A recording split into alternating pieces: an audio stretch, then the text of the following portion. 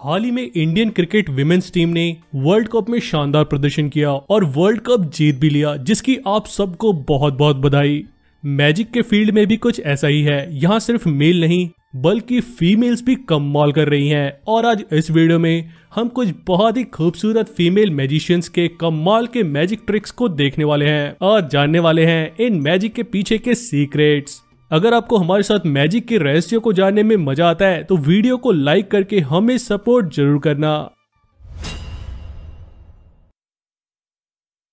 सबसे पहले देखते हैं British magician Chloe Louise Crawford का ये कमाल का motorcycle disappearing magic act.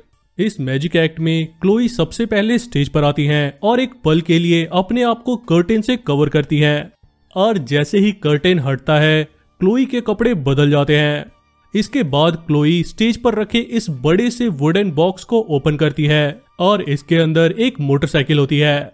Chloe helmet पहनती है और इस मोटरसाइकिल पर बैठ जाती है, जिसके बाद क्लोई का असिस्टेंट बाइक को पुश करके इस प्लेटफॉर्म पर चढ़ा देता है।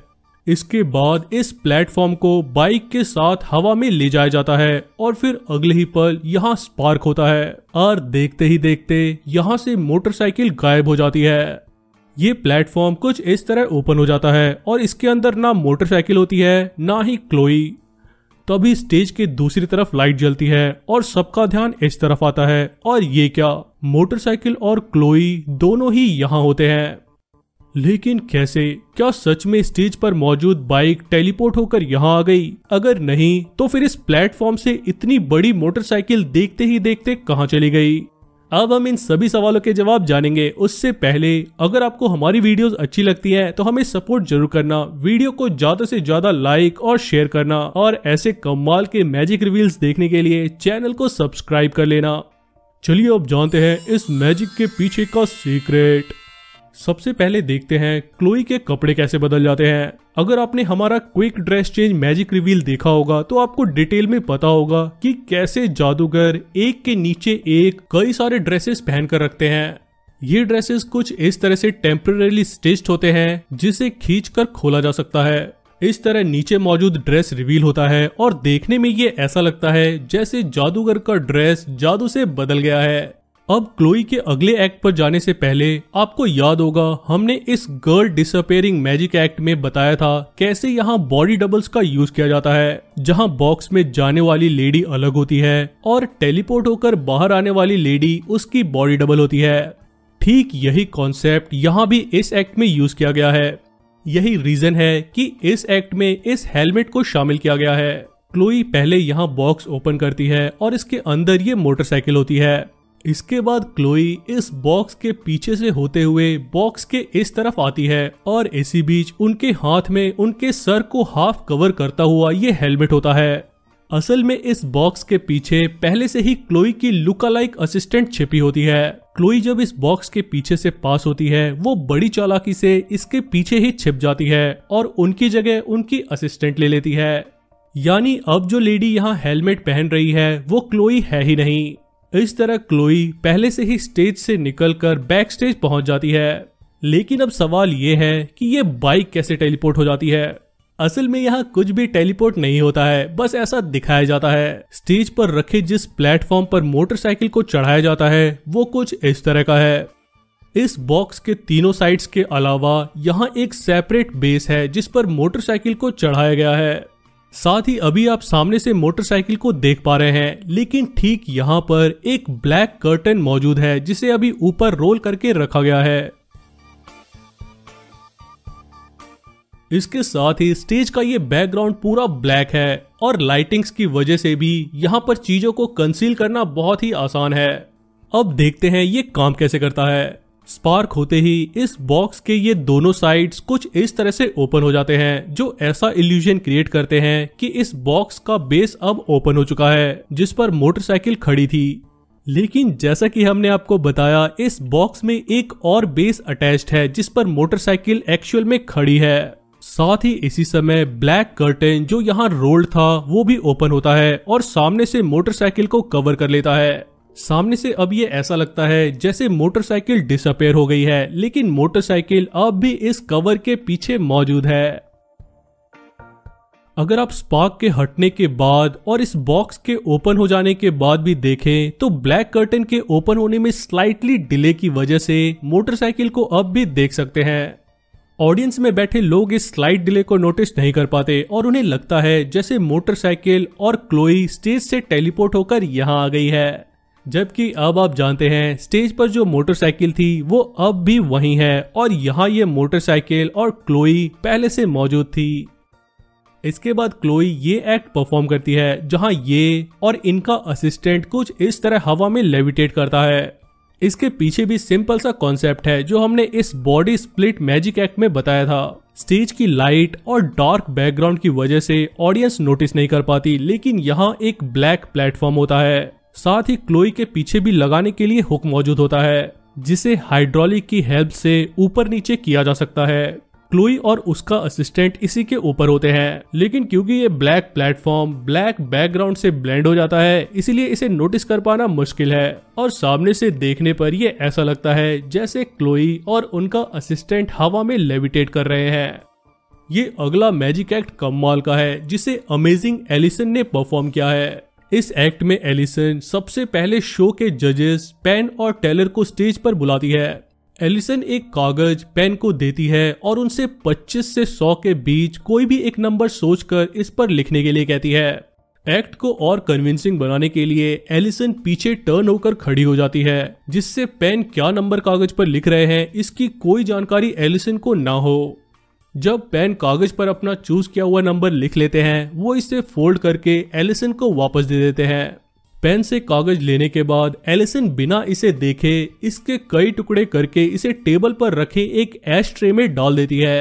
अब एलिसन कहती है वो नहीं जानती कि पेन ने क्या नंबर कागज पर लिखा था, लेकिन अब वो जादू से ये पता लगा लेगी। एलिसन पेन का हाथ अपने हाथ में लेती है और उनसे मन में वो नंबर सोचने के लिए कहती है और कहती है जैसे ही वो नंबर जान जाएगी ट्रेन में पड़े कागज के टुकड़े भी जलने लग जाएंगे। और ठीक ऐसा ही होता है, ट्रे में पड़े कागज में अपने आप आग लग जाती है। अब एलिसन कहती है कि वो जादू से जान चुकी है कि पेन ने कौन सा नंबर मन में सोचा था। एलिसन पेन से काउंट करने के लिए कहती है और उतनी देर में वो एक टेबल सेट को फिल करती है। मात्र 9 सेकेंड्स में वो इस टेबल को फिल कर देती है और फिर पेन को दिखाकर पूछती है क्या उनका नंबर इसमें से एक है, जिस पर पेन ना में जवाब देते हैं। एलिसन प्रिटेंड करती है जैसे उनका जादू फेल हो गया। एलिसन पेन से उनका चूज किया हुआ नंबर पूछती है जो होता है नंबर 26। इसे एलिसन ऊपर सर्कल में लिख देती है और इसके बाद एक गजब का रिवीलेशन करती है जिसे सुनकर सब हैरान रह जाते हैं। एलिसन कहती है कि इन रोज और कॉलम्स में जो नंबर्स लिखे हुए हैं वो यूं ही रैंडम नंबर्स नहीं है, बल्कि अगर आप फर्स्ट रो के सभी नंबर्स को ऐड करें तो टोटल होता है 26, वही नंबर जो पेन ने मन में सोचा था और कागज पर लिखा था। वैसे ही अगर आप किसी भी रो के सभी नंबर्स को ऐड करें तो उसका टोटल होता है 26। इतना ही नहीं, अगर आप फर्स्ट कॉलम के सभी नंबर्स को ऐड करें तो इसका टोटल भी 26 आएगा। ऐसे ही आप बाकी के कॉलम्स के भी सभी नंबर्स को ऐड करें तो इसका सम भी 26 ही होगा। इतना ही नहीं, अगर आप डायगोनल भी सभी नंबर्स का टोटल करें तो ये भी 26 ही होगा। अगर आप अब भी हैरान नहीं हुए तो रुकिए जरा, क्योंकि अगर आप इन 4 स्क्वायर बॉक्सेस के नंबर को भी ऐड करेंगे तो वो भी 26 ही होगा। लेकिन कैसे? क्या सच में एलिसन ने पेन का माइंड रीड करके ये पता लगा लिया कि वो नंबर 26 सोच रहे थे? और सिर्फ 9 सेकंड्स में ही एलिसन ने ऐसा टेबल कैसे तैयार कर दिया जो इतने अमेजिंग तरीके से काम करता है कि टोटल 26 ही आता है? तो चलिए जानते हैं इस मैजिक के पीछे का सीक्रेट। इस एक्ट में एलिसन सबसे पहले पेन को एक पेपर देती है जिस पर इन्हें 25 से 100 के बीच कोई भी नंबर लिखना है। पेन इस पर एक नंबर लिखकर एलिसन को वापस देते हैं जिसे एलिसन बिना देखे फाड़कर ऐश ट्रे में डाल देती है और फिर पेन का हाथ अपने हाथ में लेकर उसका माइंड रीड करती है और तभी इस ऐश ट्रे में रखे कागज में आग लग जाती है। असल में हमारे ओल्ड व्यूवर्स को अच्छे से पता होगा कि कागज में इस तरह से आग कैसे लगती है। जो नए हैं उन्हें बता दें कि जो कागज एलिसन पेन को देती है वो कोई नॉर्मल पेपर नहीं होता है बल्कि फ्लैश पेपर होता है। फ्लैश पेपर का इस्तेमाल जादूगर अक्सर अपने शोज में करते हैं। इस पेपर की खास बात यही है कि छोटी सी चिंगारी से इस पेपर में आग लग जाती है और बिना कोई राख छोड़े ये पेपर पूरा गायब हो जाता है। यहाँ भी इस एश ट्रे में जो पेपर है वो फ्लैश पेपर है। साथ ही इस ट्रे में एक इग्नाइटर लगा हुआ है जिसे रिमोट से कंट्रोल किया जा सकता है और सही समय पर एलिसन का असिस्टेंट रिमोट से इस ट्रे में चिंगारी पैदा करता है जिससे इसमें रखे फ्लैश पेपर के टुकड़ों में आग लग जाती है। इसके साथ ही एलिसन भी ये दावा करती है कि उन्होंने पेन का माइंड रीड कर लिया है और अब उन्हें पता है कि पेन कौन सा नंबर सोच रहे थे। इसके बाद एलिसन 9 सेकेंड्स में ही ये टेबल नंबर से फिल कर देती है और इस टेबल के रोज या कॉलम्स या डायगोनल नंबर्स को ऐड करने पर उसका टोटल 26 ही आता है। एग्जैक्टली वही नंबर जो पेन ने अपने मन में सोचा था और कागज पर लिखा था। असल में ये सब मैथमेटिक्स का कमाल है। अब आप भी ध्यान से समझिए इस टेबल को एलिसन ने कैसे बनाया और आप भी इसे बड़े आराम से बना सकते हैं। दरअसल इस टेबल में ये सारे नंबर्स फिक्स हैं, आपको ये नंबर याद करना पड़ेगा। अब बचे ये 4 बॉक्सेस और इसमें जो नंबर फिल किया जाएगा वो इस फॉर्मूले से किया जाएगा। यहाँ n की वैल्यू वो नंबर है जिसे पेन ने चूज किया था जो नंबर है 26। इस बॉक्स में n-20 यानी 26 - 20 जो होता है 6। ऐसे ही इस बॉक्स में n-21 जो होता है 5। ऐसे ही इस बॉक्स में n-18 जो होता है 26 - 18 यानी 8 और इस लास्ट बॉक्स में n-19 यानी 26 - 19 जो होता है 7। इस तरह सिर्फ 4 बॉक्सेस के नंबर्स को फिल करके ये सेट पूरी तरह से तैयार हो जाता है। अब अगर आप इसके किसी भी रो या किसी भी कॉलम के नंबर्स को ऐड करेंगे तो इसका सम 26 ही होगा, वही नंबर जिसे स्पेक्टेटर ने चूज किया था। इतना ही नहीं, डायगोनली भी नंबर्स ऐड करने पर रिजल्ट 26 आएगा और इन स्क्वायर्स के नंबर्स को ऐड करने पर भी रिजल्ट 26 ही आएगा और इतना काफी है किसी को भी हैरान करने के लिए। लेकिन अब सवाल ये है कि एलिसन को ये कैसे पता चला कि पेन ने मन में कौन सा नंबर सोचा है? क्या इसके लिए एलिसन ने सच में पेन के माइंड को रीड किया? तो जवाब है बिल्कुल नहीं। ऐसा ही एक सिमिलर जादू ऑज पर्लमैन ने परफॉर्म किया था जिसमें वो जज मेलबी को एक कागज का टुकड़ा देते हैं जो कुछ ऐसा होता है। इसके चारों साइड्स फिल होते हैं और बीच में लिखने की जगह होती है। इसमें जादूगर ऑज मेलबी से उनकी किसी भी मेमोरेबल ट्रिप का प्लेस और इस ट्रिप पर उनके साथ मौजूद पर्सन का नाम लिखने के लिए कहते हैं और फिर इसे बिना देखे फाड़कर फेंक देते हैं और इसके बाद एलिसन की तरह ही माइंड रीड करके सब कुछ बता देते हैं। ये सब जादूगर ऑज कैसे करते हैं ये हमने इस वीडियो में डिटेल में बताया है।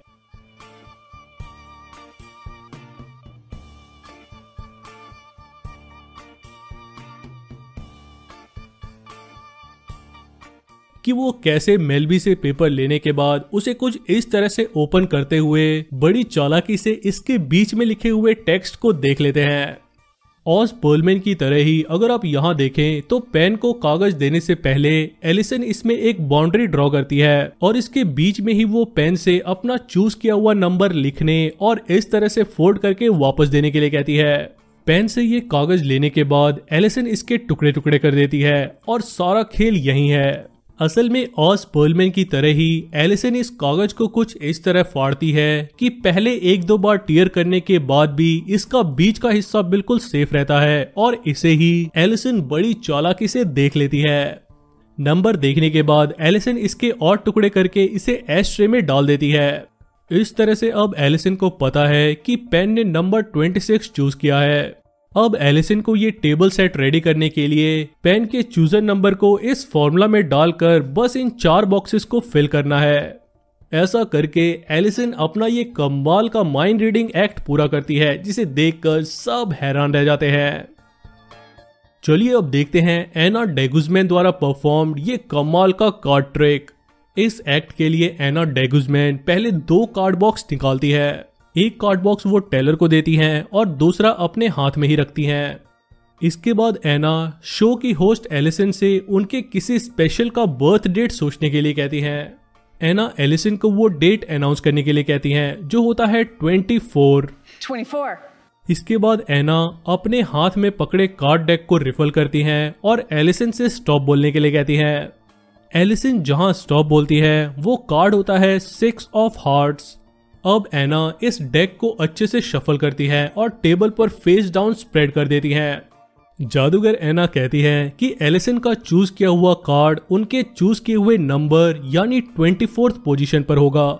जिसके बाद एना कार्ड्स को एक साइड से काउंट करती हैं, लेकिन यहाँ 24th कार्ड 6 ऑफ हार्ट्स नहीं होता है। लेकिन फिर एना कहती है कि एलिसन का चूज किया हुआ कार्ड 24th पोजीशन पर उस डेक में है जो स्टार्टिंग से टेलर के पास है। और सच में जब टेलर अपने पास मौजूद डेक से 24th कार्ड काउंट करते हैं तो इस पोजीशन पर जो कार्ड होता है वो होता है 6 ऑफ हार्ट्स, वही कार्ड जिसे एलिसन ने चूज किया था। लेकिन ये कैसे पॉसिबल है? एना ने तो इस डेक को हाथ तक नहीं लगाया, तो आखिर इस सील्ड डेक के अंदर पहले से 24th पोजीशन पर एलिसन का चूज किया हुआ कार्ड कैसे था? चलिए जानते हैं इस मैजिक के पीछे का सीक्रेट।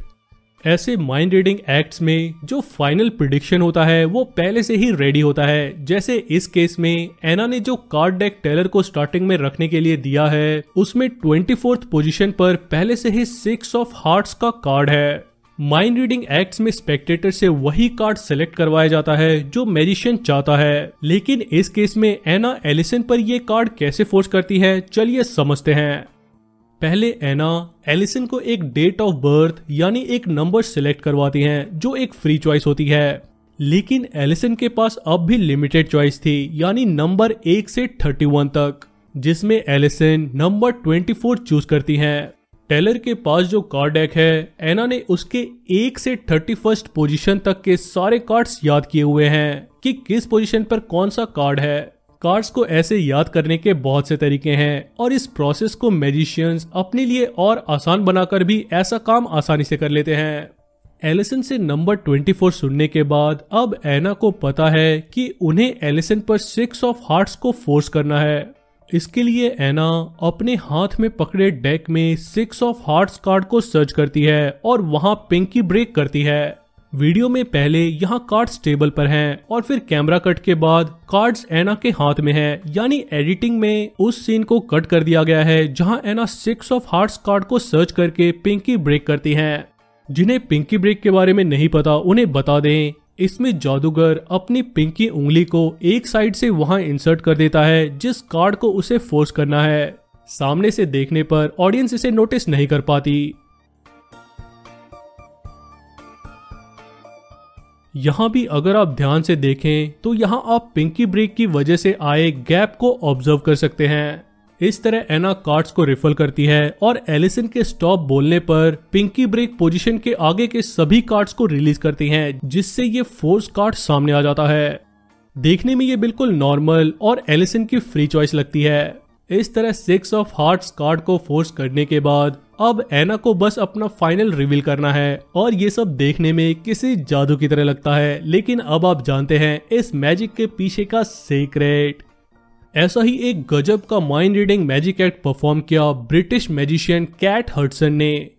इस मैजिक एक्ट में सबसे पहले कैट स्टेज पर आती है और अभी इनके हाथ बिल्कुल खाली हैं। लेकिन फिर कैट अपनी जैकेट उतारने लगती है और इनके खाली हाथ में जादू से बियर से भरी एक ग्लास आ जाती है। इसके बाद कैट स्टेज से उतरकर जजेस के पास आती है और ये बियर से भरी ग्लास साइमन के सामने टेबल पर रख देती है। कैट अब जज डेविड के पास जाती है और तभी उनका एक असिस्टेंट एक ट्रे लेकर आता है जिसमें 20 बुक्स रखी होती हैं। अभी ये सारे बुक्स कवर्ड हैं और कौन सी बुक कहाँ रखी है किसी को नहीं पता। अब कैट डेविड से 1 से 20 तक एक नंबर चूज करने के लिए कहती है। डेविड नंबर 7 चूज करते हैं। Can you just give me a number between 1 and 20? 7. Number 7. Cat इस ट्रे में रखे 7th बुक को निकालती है और डेविड को देती है। वो इस 7th बुक के आगे और पीछे रखे बुक्स को निकालकर भी सबको दिखाती है कि अगर डेविड ये चूज करते तो ये सभी बुक्स अलग अलग है। अब कैट गेस करती है कि डेविड के हाथ में कौन सी बुक है। The book that you've chosen is The Lord of the Rings. Can you rip it open and take a look and show everybody? लेकिन जब डेविड बुक से कवर हटाते हैं तो ये वो बुक नहीं होती जो कैट गेस करती है। डेविड के हाथ में ये बुक होती है the girl on the train. इसके बाद कैट जज एलिशा के पास जाती हैं और उन्हें कुछ सीडीज दिखाती हैं जिसके ऊपर अलग अलग सॉन्ग्स के नाम लिखे होते हैं। कैट इन सीडीज को एक प्लास्टिक बैग में डालती है और एलिशा से एक सीडी निकालने के लिए कहती है। ऐसे ही कैट जज अमांडा से कुछ डीवीडीज में से एक चूज करवाती है। इसके बाद कैट सीडी और डीवीडी पर लिखे नाम को गैस करती है, लेकिन कैट का ये गैस भी गलत होता है। Mr. Brightside, Peaky Blinders. Absolutely not. जज एलिशा के पास जो सीडी होती है उस पर लिखा होता है you look good on the dance floor, और अमांडा के पास जो डीवीडी होती है उस पर किलिंग ईव लिखा होता है। तो क्या कैट का mind reading magic act fail हो गया? इसके बाद कैट जज साइमन के पास जाती है और उनसे बजर के नीचे पहले से रखे इस पेपर को रीड करने के लिए कहती है। इस पेपर पर लिखा होता है लुक एट द स्क्रीन। तभी स्क्रीन पर एक उसी दिन की प्री रिकॉर्डेड वीडियो प्ले होती है और इस वीडियो में ये पिक्चर वॉल पर टंगी होती है। इस पिक्चर पर उस बुक का नाम पहले से ही लिखा होता है जो डेविड ने एक्ट के दौरान चूज किया था। साथ ही यहाँ अमांडा का चूज किया हुआ डीवीडी का नाम भी पहले से ही लिखा होता है। इसके साथ ही जब इस पिक्चर में दिख रहे इस मोबाइल के स्क्रीन पर जूम किया जाता है तो यहाँ उसी सॉन्ग का नाम लिखा होता है जिसकी सीडी एलिशा ने चूज की थी। जादू यहीं खत्म नहीं होता। कैट कहती है कि शायद सबको ये भी लग सकता है कि ये वीडियो एडिटेड है, और फिर कैट सबका ध्यान टेबल पर स्टार्टिंग से रखे इस बियर ग्लास पर लाती है, और इस ग्लास पर भी एग्जैक्टली यही 3 चॉइसेस पहले से लिखे होते हैं। लेकिन ये कैसे पॉसिबल है? क्या कैट को सच में सब पहले से पता था कि डेविड कौन सी बुक चूज करने वाले हैं, एलिशा कौन सी सीडी चूज करने वाली है, और अमांडा बैग से कौन सी डीवीडी निकालने वाली है? अब हम इन सभी सवालों के जवाब जानेंगे। उससे पहले अगर आपको हमारी वीडियोस अच्छी लगती हैं तो हमें सपोर्ट जरूर करना, वीडियो को ज्यादा से ज्यादा लाइक और शेयर करना, और ऐसे कमाल के मैजिक रिवील्स देखने के लिए चैनल को सब्सक्राइब कर लेना। चलिए अब जानते हैं इस मैजिक के पीछे का सीक्रेट। इस एक्ट में कैट के हाथ में पहले कुछ भी नहीं होता, और फिर जब वो अपनी जैकेट उतार रही होती है तो जादू से ये बियर ग्लास अपीयर हो जाती है। असल में ये बियर से भरा ग्लास पहले से ही इनकी बैक साइड इस पॉकेट में रखी होती है, जिसे जैकेट उतारते टाइम कैट अपने राइट हैंड से ग्रैब करती है और इस तरह रिवील करती है। अगर आप यहाँ देखें तो इनकी पॉकेट में गीलापन देख सकते हैं, जो शायद पॉकेट में रखे बियर ग्लास की वजह से है। इसके बाद कैट डेविड से इस ट्रे में रखे 20 बुक्स में से एक चूज करने के लिए कहती है। अगर आप ध्यान दें तो वो डेविड से बुक डायरेक्टली चूज नहीं करवाती, बल्कि डेविड को 1 से 20 तक एक नंबर चूज करने के लिए कहती है। डेविड नंबर 7 चूज करते हैं। Can you just give me a number between 1 and 20? 7. Number 7. जिसके बाद कैट इस साइड से 7th बुक निकालकर डेविड को देती है। असल में डेविड चाहे कोई भी नंबर चूज करते, उनके हाथ में यही बुक आने वाली थी। वो कैसे, चलिए समझते हैं। असल में इस ट्रे में अल्टरनेट पोजीशंस पर सेम यही बुक रखी हुई है। इनके बीच में बाकी सारे रैंडम अलग अलग बुक्स रखे हुए हैं। बुक्स को इस तरह अरेंज करने पर अब अगर डेविड 1 से 20 के बीच में कोई इवन नंबर चूज करते हैं तो कैट को बुक्स को इस साइड से काउंट करना है, और अगर डेविड कोई ऑड नंबर चूज करते हैं तो कैट को बुक्स को इस साइड से काउंट करना है। इस तरह सिर्फ काउंट करने की डायरेक्शन बदलने पर हर बार यही बुक डेविड के हाथ में जाने वाली है। इस केस में डेविड ने नंबर 7 चूज किया, और इसीलिए कैट ने बुक को इस तरफ से काउंट किया और ये बुक निकालकर डेविड को दे दी। अब यहाँ जैसा कि आप देख सकते हैं इस बुक के आगे और पीछे वाली बुक रैंडम बुक है, और इसे ही सबको शो करके कैट सबको ये यकीन दिला देती है कि इस ट्रे में रखे सभी बुक्स अलग अलग हैं। इस तरह कैट को डेविड की ये चॉइस पहले से पता थी, क्योंकि ये डेविड की फ्री चॉइस थी ही नहीं। अब आते हैं इस सीडी और डीवीडी माइंड रीडिंग एक्ट पर। यहाँ भी एलिशा और अमांडा जो डिस्क चूज करती हैं वो उनकी फ्री चॉइस नहीं होती, बल्कि ये भी फोर्स चॉइस होती है। अब जादूगर कैट उनकी डिस्क एलिशा और अमांडा पर कैसे फोर्स करती है, चलिए समझते हैं। असल में यहाँ सारा कमाल इस प्लास्टिक बैग का है। ऐसा ही एक फोर्स सिलेक्शन हमने इस मैजिक रिवील में आपको बताया था, जहां मैजिशियन जैक कैली ब्रुक से इस बैग में से एक स्टिकर चूज करने के लिए कहते हैं, जो कि एक फोर्स सिलेक्शन थी। ये नॉर्मल दिख रहा प्लास्टिक बैग कुछ इस तरह का होता है। इसके पीछे वाले कंपार्टमेंट में सिर्फ वही स्टिकर्स हैं जिसे जैक ब्रुक पर फोर्स करना चाहते हैं, और आगे वाले इस कंपार्टमेंट में सारे रैंडम स्टिकर्स होते हैं। इस तरह सामने से देखने पर यह ऐसा लगता है जैसे इस बैग में सारे अलग अलग स्टिकर्स मौजूद हैं। जादूगर चूज करवाने के लिए बड़ी चालाकी से वॉलेंटियर का हाथ उस कंपार्टमेंट में डलवाता है जिसमें सारे वही स्टिकर्स होते हैं जिसे वो चूज करवाना चाहता है। ठीक ऐसे ही यहाँ भी कैट के हाथ में जो प्लास्टिक बैग है उसमें भी 2 कंपार्टमेंट है। एक कंपार्टमेंट में रैंडम डिस्क्स हैं और दूसरे कंपार्टमेंट में सिर्फ वही डिस्क्स हैं जिसे कैट चूज करवाना चाहती है। चूज करवाते समय कैट बड़ी चालाकी से एलिशा और अमांडा का हाथ उस कंपार्टमेंट में डलवाती है जिसमें फोर्स्ड डिस्क्स रखे हुए हैं। इस तरह एलिशा और अमांडा को तो ये लग रहा है जैसे उनकी सिलेक्शन उनकी फ्री चॉइस है, जबकि असल में उनके हाथ में सिर्फ वही डिस्क आने वाली है जो कैट चाहती थी, जिसके अकॉर्डिंग उनका प्री रिकॉर्डेड वीडियो और ये बियर ग्लास पहले से रेडी था। देखने वालों को यही लगता है जैसे कैट ने डेविड, एलिशा और अमांडा का माइंड रीड करके सब पता लगा लिया है, लेकिन अब आप जानते हैं इस गजब के मैजिक के पीछे का सीक्रेट। आपने हमारे इस वायरल मैजिक रिवील वीडियो में ये एक्ट तो देखा होगा जहां कार्ड्स को एक साइड से ड्रॉप करने पर ये रैंडम कार्ड्स होते हैं और दूसरी साइड से ड्रॉप करने पर ये सारे कार्ड्स सेम कार्ड्स बन जाते हैं। सेम यही कॉन्सेप्ट यूज करके मैजिशियन एला निकलसन ने ये कमाल का पोटैटो मैजिक एक्ट परफॉर्म किया है। इस एक्ट में एला पोटैटो से भरी एक ट्रॉली स्टेज पर लाती है। अब एला शो की होस्ट ब्रुक से 1 से 40 के बीच एक नंबर चूज करने के लिए कहती है। ब्रुक नंबर 22 चूज करती है। 22। इसके बाद एला एक नोटबुक अपने हाथ में लेती है और उसे फ्लिप करके सबको दिखाती है कि इसके हर पेज पर एक रैंडम वर्ड लिखा हुआ है। अब एला नोटबुक को फ्लिप करते हुए पेज नंबर 22 निकालती है जहां ये वर्ड लिखा होता है बैंजैक्स्ड। एला कहती है कि बैंजैक्स्ड एक बहुत ही पावरफुल वर्ड है जिसका मतलब होता है ब्रोकन।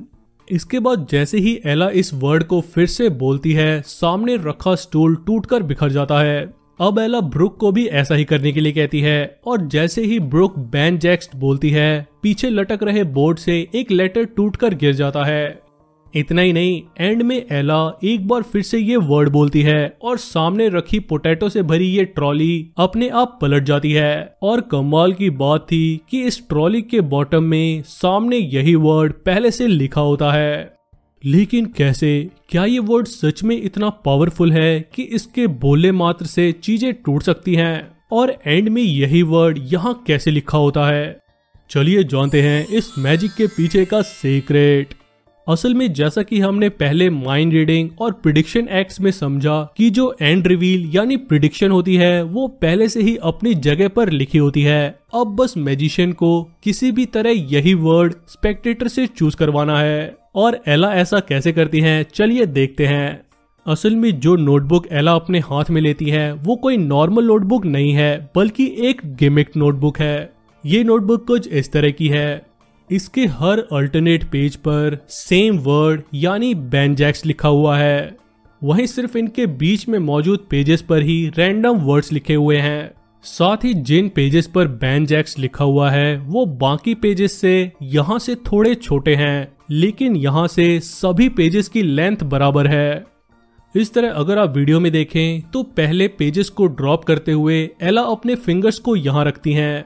ऐसा करने से छोटे साइज वाले बैंजैक्स्ड पेजेस बिना किसी को दिखे फ्रीली नीचे गिर जाते हैं और सामने से देखने पर ऐसा लगता है जैसे इस नोटबुक में सभी रैंडम वर्ड्स ही लिखे हुए हैं। लेकिन जब एला पेज 21 पर पहुंचती हैं, वो अपने हाथ को यहाँ शिफ्ट कर लेती हैं। अब जैसा कि आप जानते हैं यहाँ से सभी पेज के साइजेस बराबर हैं, यानी वो बड़ी चालाकी से सिर्फ इस पेज को आगे ड्रॉप करती है और बैंजैक्स लिखे पेज को यहीं रोक कर रख लेती हैं। इस तरह सबको देखने में ऐसा लगता है जैसे 21 पेज के बाद 22 पेज पर बैंजैक्स लिखा हुआ है और इस तरह सबको यही लगता है कि ये ब्रुक की फ्री चॉइस है, जबकि अब आप जानते हैं इस वर्ड को ब्रुक पर फोर्स किया गया है। इसके बाद बाकी काम मैकेनिकल टूल्स और डिजाइन्स का है, जिसकी वजह से ये स्टूल, ये लेटर और ये ट्रॉली अपने आप गिर जाती है।